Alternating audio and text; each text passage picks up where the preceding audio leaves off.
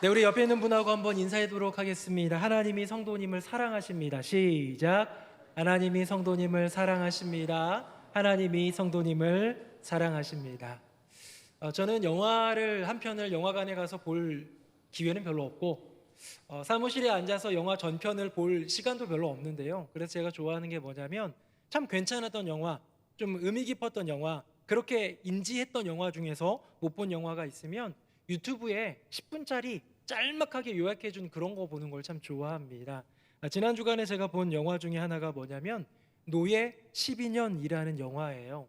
막 스펙타클하고 재미있는 영화가 아니다 보니 아마 많은 분들이 모르실 텐데요. 잠깐 포스터 한번 볼까요? 화면 보겠습니다. 왼쪽은 실제 있었던 일입니다. 이게 실화인데요. 솔로몬 노섭이라는 사람이 글을 썼던 그 조그만 책자고요. 1800년대 후반쯤에요. 오른쪽은 2014년 우리 교회 창립 연도랑 같네요. 이때 개봉했던 노예 12년이라는 영화입니다.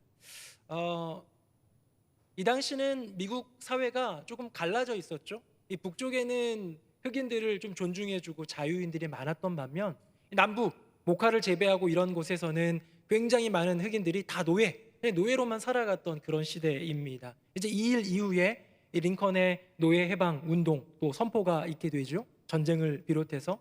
근데 그 전에 이 아프리카에서 사람 잡아오고 매매하는 것을 딱 법안으로 금지해 버리니까 이 남부에서는 흑인 수급이 안 되잖아요. 노예 수급이 안 되니까 이 북부 쪽에 있는 자유인들을 몰래 납치해가지고 끌고 가가지고 이 남부에서 노예 일을 시키는 거예요.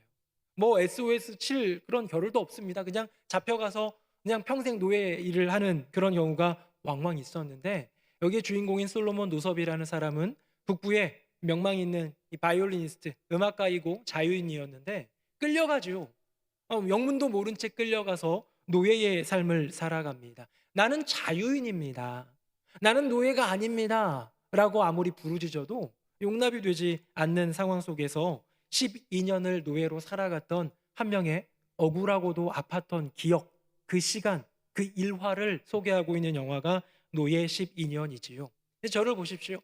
그럼 노예 12년이라는 영화를 짤막하게 그 스토리를 보고 짤막하게 그 영상을 살펴보면서 저는 한 명이 떠올랐습니다. 누구냐면 성경인물 요셉이지요. 솔로몬 노섭이라는 사람도 억울했겠지만 저는 그보다 더 억울한 사람 생각하면 요셉이 떠오릅니다. 종살이 옥살이를 13년 했거든요. 이 솔로몬 노섭이 12년 했으니까 1년 더 많이 했으니까 억울하겠지 정도가 아니라 솔로몬 노섭은 그래도 종살이로서 노예살이로서 12년을 보냈지만 이 요셉은 13년 동안 종살이뿐 아니라 옥살이, 죄수로서 갇혀 지내며 괴로운 시간들을 보내었죠. 영화의 주인공인 솔로몬 노섭은 그래도 결혼하고 가정도 있고 자녀들도 있고 그래서 더 그리웠을지도 모르지만 요셉은 17살의 나이에 지금 우리나라식으로 표현하면 고2, 고3 정도 되는 청소년 시절에 팔려가서 거기서 노예 생활을 하게 되지요. 솔로몬 노섭이라는 사람은 명문도 모른 채 내가 일면식도 없는 사람한테 그냥 당해가지고 끌려간 거예요. 근데 요셉은 어떻습니까?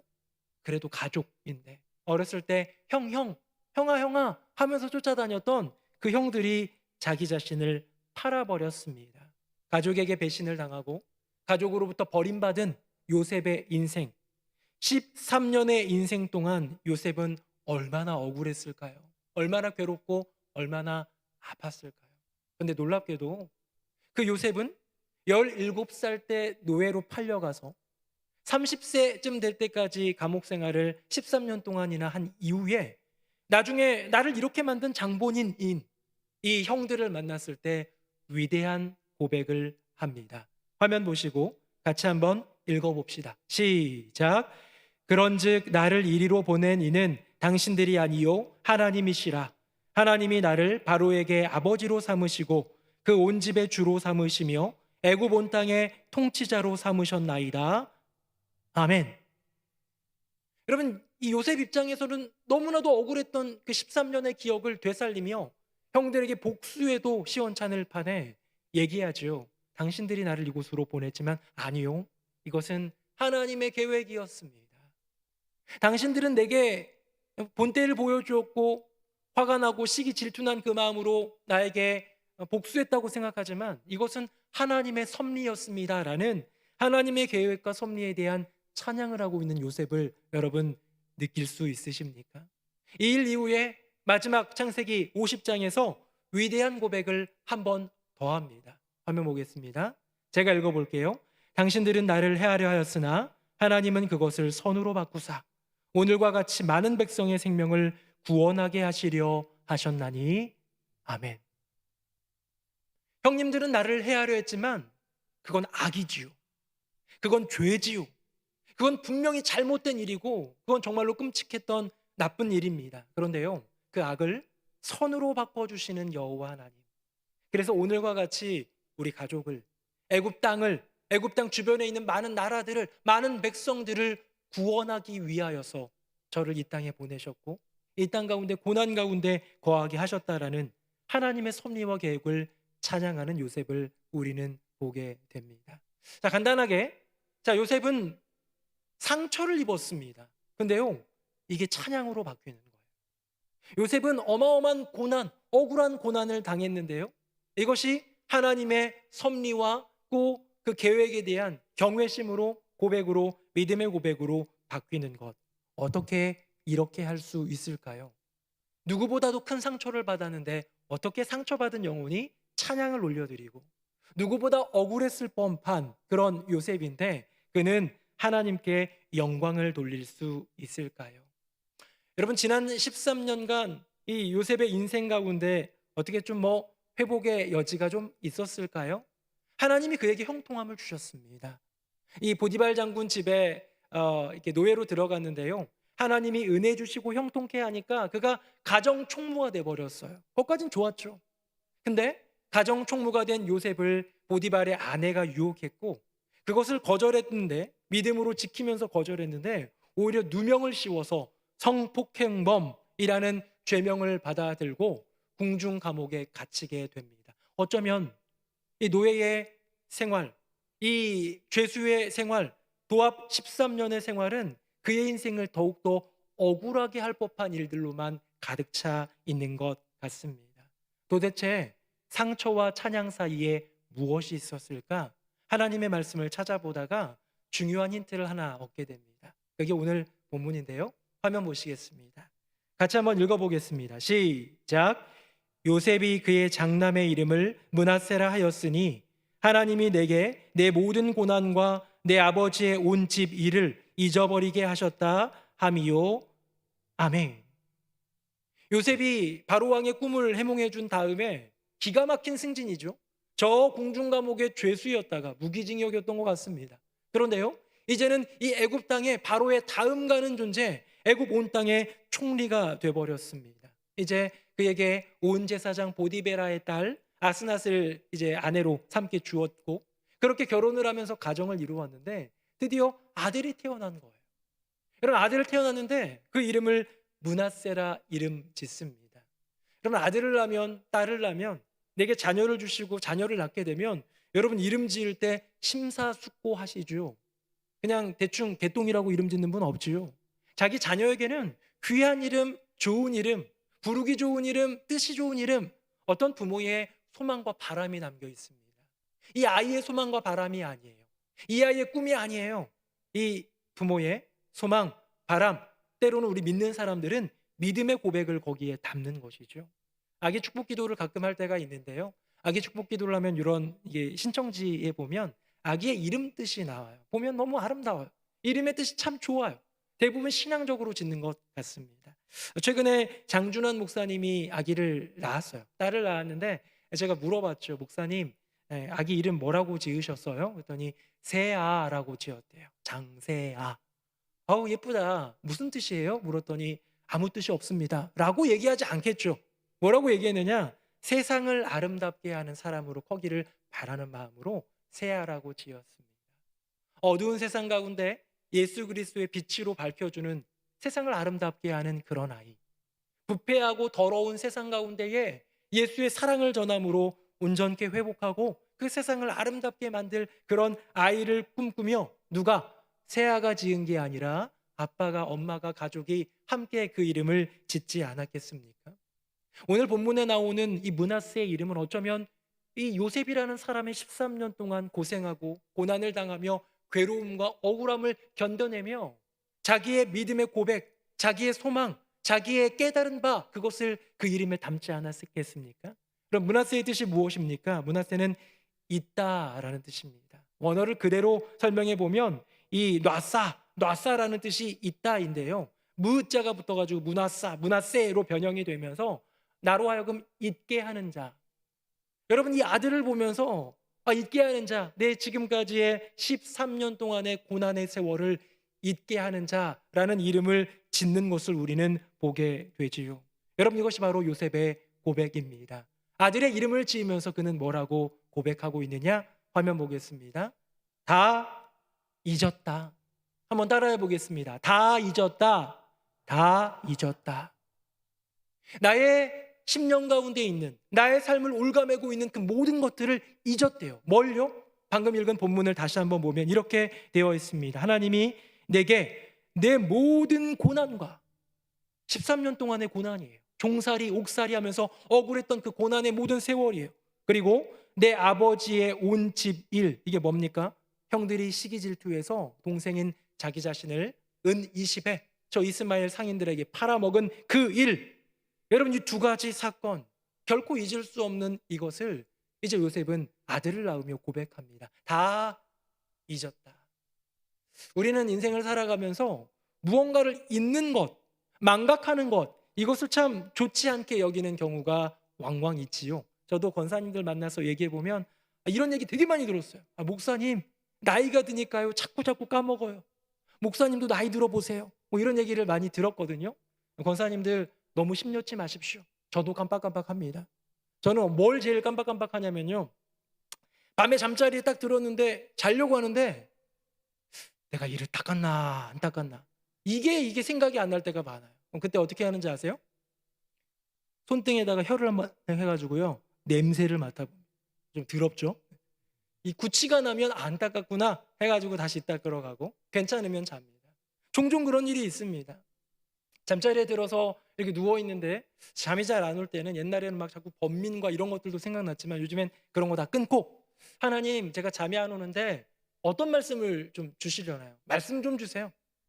귀한 통찰, 말씀에서 얻어지는 유익, 그 은혜 이런 거 좀 주세요 하면 때로는 매번 그러진 않지만 하나님이 비상한 아이디어로 통찰로 인사이트로 저에게 뭔가를 확 주실 때가 있어요. 우와 너무 귀하다 라고 생각하면서 뿌듯한 마음으로 잠자리에 들잖아요.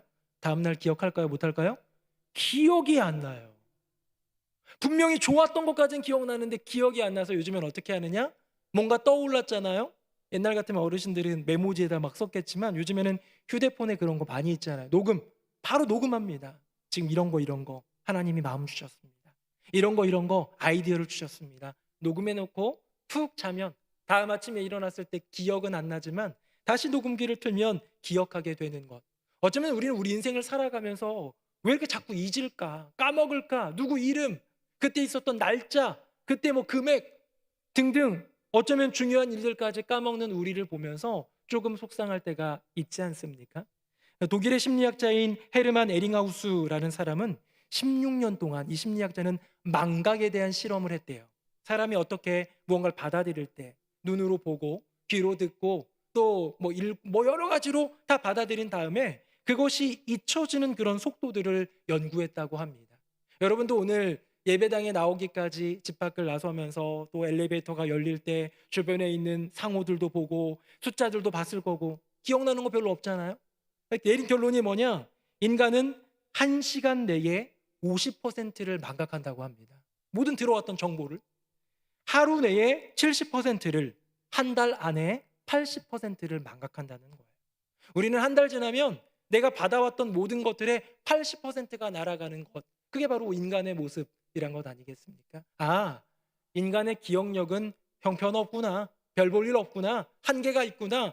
여러분 그것이 아니라 이 헤르만 에링하우스는 굉장히 중요한 것을 이야기합니다. 그것이 축복이라는 거예요. 무언가를 잊을 수 있다는 그것이 축복이라는 것입니다. 그러면서 이런 말을 합니다. 무언가를 기억해서 오는 건강한 에너지보다 그때 선생님이 날 칭찬해 주셨어. 그때 나 눈물 흘리고 있는데 엄마가 날 안아주셨어. 등등. 너무 좋았던 기억들이 있잖아요. 상장 받아서 막 뿌듯했던 기억. 이런 기억들이 내게 주는 건강한 에너지보다 무언가를 잊지 못해, 망각하지 못해 오는 파괴적인 에너지가 더 크다는 것이죠. 나의 심령 가운데 자리 잡고 있는 자책감, 내가 왜 그랬지? 하는 수치스러움, 누군가가 나에게 가한 언어와 행동 때문에 생긴 트라우마, 그 상처, 여러분 그걸 잊지 못해 번민하고 괴로워하면서 갖고 있는 파괴적인 에너지가 좋은 것을 되새겨보며 즐거워하며 또 에너지를 얻는 그것보다 훨씬 큰 파괴적인 에너지라는 사실을 이 독일의 심리학자 헤르만 에링하우스는 고백한다는 것이죠. 여러분 요셉은 지난 13년 동안 내게 이런 일을 가한 형들을 곱씹고 곱씹어 쓸 것입니다. 처음엔 그랬을 거예요. 그러나 그것이 나에게 파괴적인 에너지로 내 인생을 무너뜨리는 것을 보며 어떻게든 내가 아버지 야곱에게 또 어머니 라헬에게 배웠던 그 믿음의 이야기 하나님을 붙들면서 발버둥 쳐갈 때에 그렇구나. 내가 선택해야 될 것은 복수가 아니라 망각, 잊어버린다라는 것을 그의 마음 가운데 새긴 것 아닐까요? 그가 선택한 단어는 므낫세였습니다. 잊어버리다. 우리나라에는 별로 인기가 없고 하는 사람도 없지만 미국에는 가장 큰 인기를 누리는 스포츠 슈퍼볼 미식축구입니다. 이 미식축구에 유명한 선수가 하나 있는데 클리블랜드 브라운스의 유명한 쿼터백 오토 그레이엄이라는 사람이 있어요. 돈도 굉장히 많이 버는 아주 전설적인 인물이라고 합니다. 하루는 기자가 인터뷰를 했대요. 당신이 훌륭한 패스 리시버, 어떤 패스가 오면 너무 잘 받고 달리고 너무너무 잘하는 사람인데 패스 리시버, 훌륭한 패스 리시버가 되기 위해 꼭 필요한 자질은 무엇입니까? 담대한 어떤 의지, 또 민첩한 그 순발력, 그리고 사람들이 올 때 뿌리치는 힘, 여러 가지 많은 게 있을 수 있을 텐데요. 그 사람은 이렇게 대답했다고 합니다. 그것은 아주 짧은 기억력입니다. 방금 받지 못한 패스를 순간적으로 잊을 수 있는 능력이지요. 실수를 잊어버리고 다시 집중할 수 있는 능력은 신체적 조건이나 공을 잘 다루는 기술만큼이나 중요합니다. 나는 패스를 받아서 달려야 되는 사람인데 혹시나 패스가 왔는데 놓쳐버렸어요. 띡 맞고 떨어지는 바람에 상대방에게 갔지만 그것을 자책하며 괴로워하며 힘들어하는 것이 아니라 바로 잊어버리고 다시 패스 받을 준비를 하고 다시 공격할 준비를 하는 것. 여러분 잊어버리는 능력이 이 전설적인 이 쿼터백 이 선수에게 있어서 가장 중요한 능력 중에 하나라는 것이죠. 축구도 마찬가지입니다. 저도 큰아들이 축구 선수로 활동하고 있는데 가끔은 중학생, 고등학생 애들은 더 그렇죠. 마음이 이렇게 왔다 갔다 그러잖아요. 1대1 골키퍼와의 찬스 속에서 슛을 못 넣을 때가 있습니다. 좋은 기회가 있는데 개발이라고 하죠. 헛발질을 할 때가 있습니다. 그렇게 헛발질을 하고 개발질을 하고 그렇게 그냥 뻥 날려버리고 나면 좌절합니다. 괴롭습니다. 이제 라커룸으로 돌아가서 이제 끝나고 돌아가서 감독님이 혼낼까, 코치님이 뭐라고 할까, 친구들이 핀잔 줄까 염려할 수도 있습니다. 그런 거 싹 다 내려놓으라는 거예요. 왠지 아세요? 아직 30분이 남았으니까. 아직 내가 집중해야 될 소망의 15분이 남아있으니까.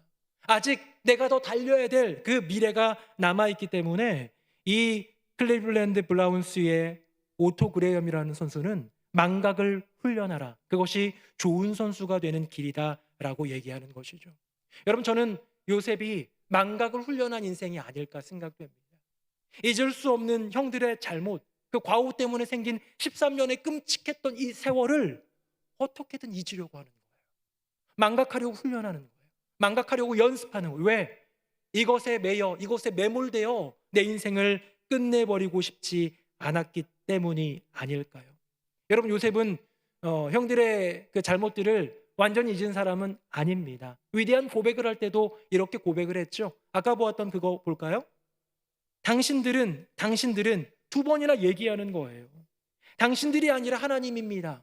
당신들은 나를 해하려 했으나 라고 고백하면서 이 전제 조건, 당신들의 잘못, 그 죄, 그 과오에 대해서는 요셉이 명확하게 인지하고 있는 거예요. 지금도. 그러나 이것을 내려놓기 위해, 이것을 망각하기 위해 부단히 노력했던 사람 요셉. 제가 처음 질문이 그거였어요. 저 스스로의 이 설교를 준비하며 질문이 뭐였냐면, 어떻게 상처에서 찬송으로 넘어갈 수 있을까라는 게 첫 번째 질문이었는데, 그 답을 이 큰 아들의 이름 므낫세에서 찾음으로써 망각을 훈련했던 요셉을 떠올렸거든요. 두 번째 질문이 생깁니다. 그게 뭐냐? 요셉은 어떻게 잊었을까? 여러분 잘 되시나요? 내게 어렸을 때부터 간직하고 있는, 지금도 내가 모시고 살고 있는 나를 자책하는 그 마음 쉽게 잊혀지던가요? 어렸을 때, 청년이 되었을 때, 어른이 되고 난 이후에 내게 행했던 이 몇몇 이웃들의 또는 가족의 폭언, 잘못된 그 말들, 행동, 그런 것 때문에 받은 상처가, 그래 잊어야지, 므낫세의 축복이잖아, 잊어야지 난 행복하게 살 수 있어 라고 결단하며 잊어보려고 노력하니까 잊어지던가요? 잠자기 전에 주님 다 잊게, 저 잊었습니다, 잊었습니다, 잊었습니다 100번 말하면 잊어지던가요? 잊을 수 없는 상처라는 어구가 있잖아요. 잊을 수 없는 아픔이라는, 우리가 늘 형용할 때에 잊을 수 없는이라는 단어가 있잖아요. 그것이 바로 우리의 심령에 깊숙이 새겨져 있는, 잊혀지지 않는 죄책감과 상처가 아니겠습니까? 도대체 요셉은 어떻게 잊었을까? 그 아들을 므낫세로 이름 짓고 형들을 만난 뒤에도 하나님의 섭리와 계획을 찬양하는 그의 모습을 보면 정말로 잊은 게 맞는데, 잊음의 축복, 므낫세의 축복을 누린 게 맞는데 어떻게 그 일을 이룰 수 있었을까 고민하며 성경 본문 속으로 더 깊이 들어가다가, 제가 우리 오늘 본문으로 두 번이나 읽었던 그 구절, 거기 굉장히 중요한 단어 하나를 간과했다는 사실을 깨달았습니다. 화면 보겠습니다. 우리 51절 같이 다시 한번 읽어봅시다. 시작. 요셉이 그의 장남의 이름을 므낫세라 하였으니 하나님이 내게 내 모든 고난과 내 아버지의 온 집을 잊어버리게 하셨다 하미요. 아멘. 여러분, 요셉은 그의 아들을 이름을 므낫세라고 지으면서 그 이름 뜻을 아까 전에도 얘기했지만 그 원어로 보면 잊게 하는 자 아니었습니까? 야, 너무나도 고됐던 13년의 세월이었는데, 야, 아들 보니까 내 인생 이제 피는 것 같다, 그간의 노고가 잊혀지는 것 같다가 아니라는 거예요. 아들 때문에 내가 이것을 잊을 수 있는 것이 아니라, 므낫세라는 이름 뜻, 나로 잊게 하는 자, 그 잊게 하는 자는 아들이 아니라 하나님이셨습니다. 오늘 본문에 그는 고백하기를, 므낫세라 이름하며 누가 잊게 하셨습니까? 하나님이 나로 하여금 그 지난 모든 세월들, 나의 인생 가운데 있는 그 아버지 집의 괴로움과 지금까지 있어졌던 그 고난의 세월들을 잊게 하셨다, 잊어버리게 하셨다. 잊게 하시는 주인은 하나님. 사랑하는 성도님들, 하나님은 잊음의 주인인 줄로 믿습니다. 우리는요, 우리의 인생을 걸어가면서 믿음의 길 걸어간다고 하지만 우리에게 본을 보여주신 분이 없으면 우린 못해요. 요한 사도는 고백하지요. 우리가 사랑함은, 우리가 누군가를 사랑함은 그가 먼저 우리를 사랑하셨기 때문이라 라는 고백이 있잖아요. 주님이 날 사랑해 주시니까 내가 그 힘으로 사랑할 수 있는 것처럼, 내가 내 안에 있는 죄책감, 내 안에 있는 트라우마와 상처, 이런 모든 것들을 이길 수 있는 능력 역시 하나님이 잊으시는 분이기에, 하나님이 잊음의 주인이시기에 가능한 일 아닐까요? 사랑하는 성도님들, 하나님은 잊으시는 분입니다. 물론 전지전능 모든 것을 기억하시고 모든 것을 아시는 분 같지만 그는 우리에게 이렇게 귓가에 들려주십니다. 화면 보시고 제가 한번 읽어보겠습니다. 나 곧 나는 나를 위하여 내 허물을 도말하는 자니 내 죄를 기억하지 아니하리라. 아멘. 여러분, 우리의 죄가 있습니다. 허물이 있습니다. 잊혀지지 않아요. 우리도 잊을 수 없는 죄책감이 있습니다. 그런데 주님은 그 죄를 가지고 예수 그리스도의 십자가 보혈 앞에 나올 때에, 그 제단 앞에 나와 눈물을 흘리며 회개할 때에, 주의 십자가를 의지하고 주님의 보혈을 의지하며 나아갈 때에 그것을 완전히 씻어버리신다는 거예요. 그래, 너 이거 잘못했지? 여기 기록해뒀는데 툭 이제 덮어놨다, 이제 이거 잘 안 볼게. 그런데 너 다른 잘못 또 하면, 비슷한 동종의 어떤 죄를 또 저지르면 이거 꺼내가지고 너 이제 그 형벌을 더 크게 할 거야라는 이 시대에 이 세상에서 얘기하는 집행유예 정도의 용서가 아니라는 것이죠. 도말하셨다, 지워버리셨다는 겁니다. 차용증을 찢어버리는 것과 같습니다. 방금 읽은 본문을 공동번역으로 한번 읽어볼까요? 내 죄악을 씻어 내 위신을 세워야겠다. 이 일을 나밖에 누가 하겠느냐. 너의 죄를 나의 기억에서 말끔히 씻어버리리라. 아멘. 우리 주님 말씀하시는 거예요. 너의 죄를, 그 죄책을, 그 여러 가지 많은 번민과 갈등을, 그 분노를, 그 복수심을 여호와 하나님은 나의 기억 속에서 말끔히 지워주신다 말씀하셨는데요. 그러면서 이렇게 말씀하셨죠. 이 일을 나밖에 누가 하겠느냐. 사랑하는 성도님들, 하나님만 하실 수 있는 일입니다. 하나님만이 우리의 죄를 잊어주실 수 있고, 하나님만이 잊어주심으로써 우리로 하여금 새로운 소망 가운데 나아가게 하실 수 있는 분이라는 것이죠. 저는 오늘 므낫세의 축복이라는 설교 제목으로 여러분들과 말씀을 나누고 있는데요. 이 므낫세의 축복, 그 근원에는 잊음의 은혜가 있죠. 잊게 되는 그 은혜가 얼마나 큽니까? 하지만 잊음의 은혜보다 더 큰 은혜는 잊어주심의 은혜입니다. 내가 잊는 것보다 더 큰 은혜는 우리 주님께서 잊어주시는 거예요. 나의 죄와 허물을. 므낫세의 축복, 즉 잊음의 축복보다 더 큰 축복은 잊어주심의 축복입니다.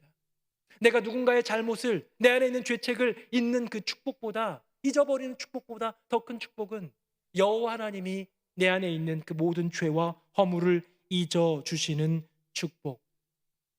어제 말씀을 준비하다가 보니 참 성경에 있는 인물들은 이런 잊어주심의 은혜를 입은 사람들이구나라는 생각이 들었습니다. 요한복음 8장에 보면 가늠하다 현장에서 잡힌 여인이 이 성전 앞으로 끌려 나옵니다. 많은 사람들이 돌을 들고 율법에 의하면 저 여자 돌로 쳐 죽여야 됩니다를 이야기하고 있을 때 예수님이 말씀하시죠. 너희 중에 죄 없는 자 먼저 돌로 쳐라.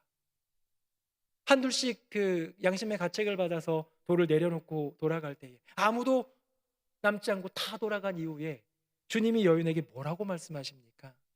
나도 너를 정죄하지 아니하노니 가서 다시는 죄를 범하지 말라. 신학자들은, 우리 믿는 그리스도인들은 이 요한복음 8장에 몰려있던 수많은 사람들, 이글거리며 돌덩이를 쥐고 있던 젊은이와 어른들, 수많은 사람들, 그곳에 모여있던 모든 사람들 중에 이 가늠한 여인을 정죄할 수 있고 판단할 수 있고 징계를 내릴 수 있는 분, 예수님 한 분이라는 것을 우리는 알고 있습니다. 유일한 재판장의 가능성이 있는 그분이 지금 말씀하시는 것이죠. 나도 너를 정죄하지 않겠다. 재판장으로서의 책임 유기일까요? 아닙니다. 우리 인간의 재판장을 뛰어넘는 하늘의 재판장이신 주님께서 너의 죄를 잊어주겠다, 덮어버리겠다, 사라지게 해주겠다라는 선포 아닐까요? 가늠한 여인의 그 뒷이야기는 성경에 나와 있지 않습니다. 근데 저는 홀로 하나님의 말씀을 묵상해 볼 때 그런 그림 그려보거든요. 이 여인은 어디 갔을까? 혈루증 걸렸다가 나았던, 주님의 옷자락을 잡았던 여인은 어디 갔을까 생각해 보는데요. 늘 항상 귀결되는 건 뭐냐? 예수님이 십자가에 달려 돌아가실 때 울며 따르던 여인 중에 있지 않았을까라는 상상을 해 봅니다. 여러분, 가늠한 여인, 가서 다시는 죄를 범하지 말라라는 미래의 소망을 품고 나아갑니다. 과거에 있었던 죄책, 죄에 대한 대가와 형벌이 분명히 따르지만 그걸 끊어주시는 분, 주님. 우리 성경 구절 한번 더 읽겠습니다. 제가 18절, 여러분들이 19절입니다. 너희는 이전 일을 기억하지 말며 옛날 일을 생각하지 말라.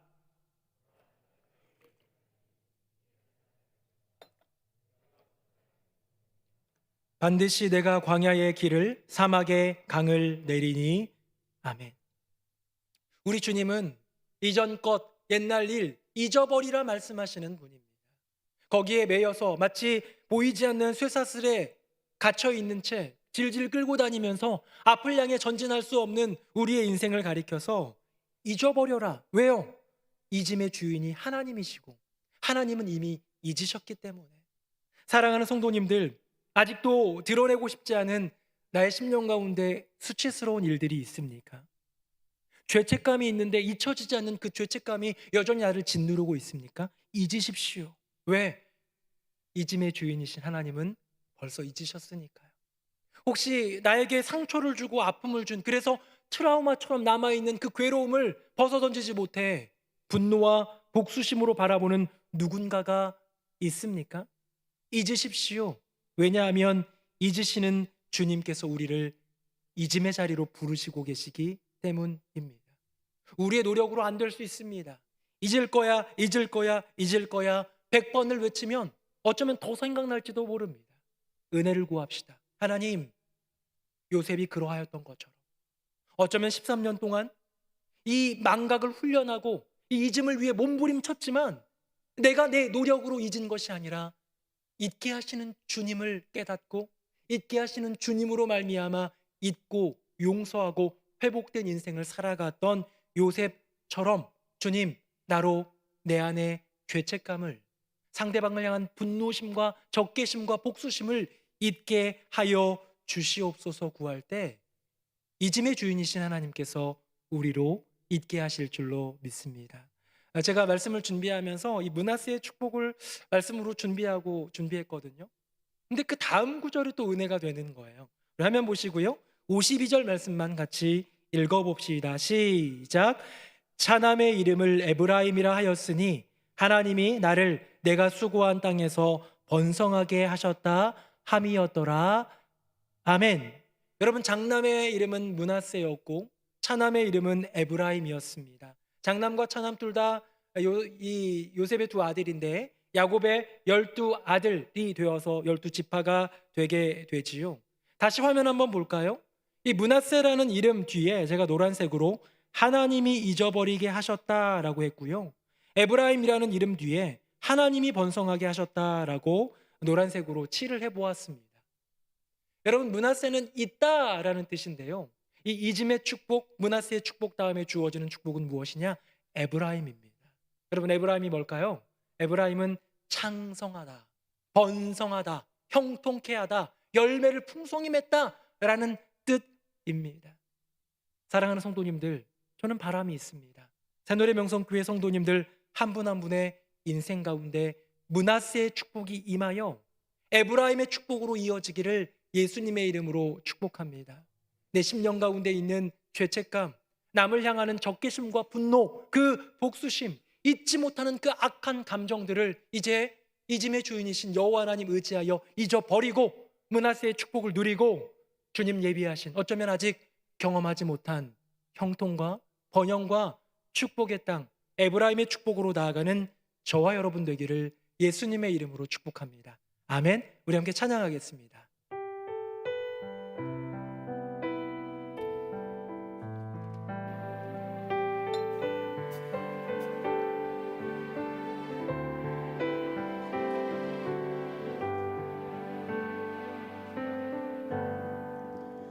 나의 주님께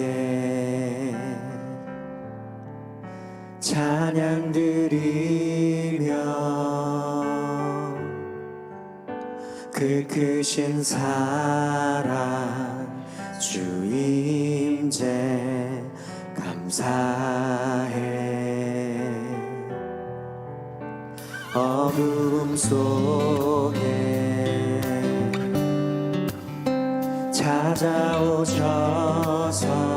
찾아오셔서 주님의 영광 보게 하시네. 의심하는 나를 손 내밀어 잡아주시네. 두려운 맘 내려놓고 주 바라봅니다.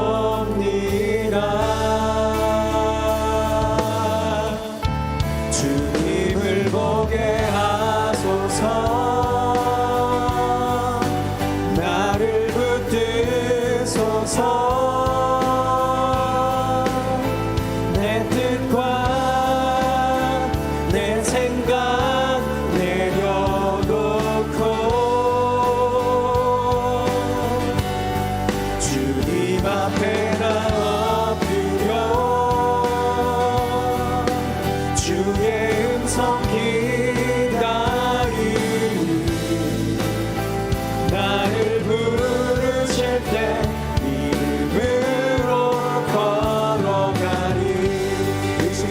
손잡아 주시는 주.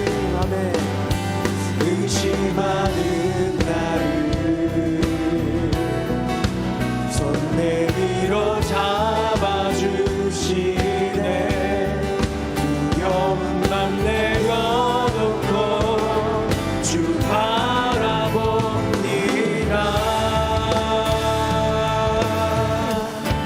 주님을 보게 하소서. 나를 붙드소서. 내 뜻과 내 생각 내려놓고 주님 앞에 나 엎드려 주의 음성 기다리니 나를 부르실 때 믿음으로 걸어가리. 주님을 보게 하여 주소서. 아멘. 주님을 보게 하소서. 나를 붙드소서. 내 뜻과 내 생각 내려놓고 주님 앞에 나 엎드려 주의 음성 기다리니 나를 부르실 때 믿음으로 걸어가리.